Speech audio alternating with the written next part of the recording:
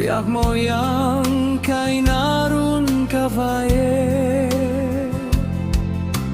kau har nem tua nom silo Ni te zam kau tendi nenan le kan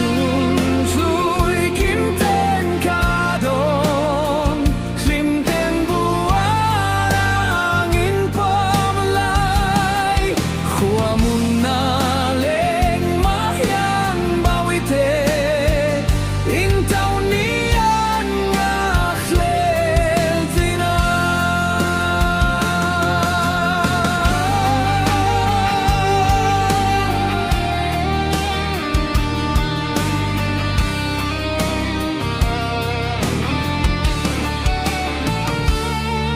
Kay kalem na mol zapui gardan Sui khlung len chuang hian kamau yasi Min dem lul sudi ngaya kata Zun ling ai hi kay zong na kati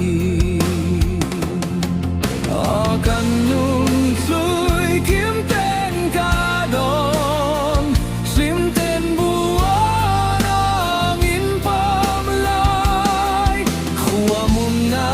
leng mahyan bawite In tau nian ngakhlel tina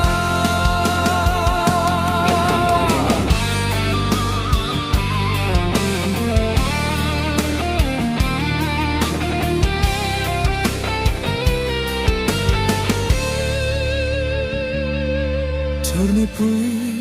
kalaya chao len ni Lung ding ai luat vang dọc nghe ni le khao har chu ni are mange Chao tlaeng tur pao ka don ngam lo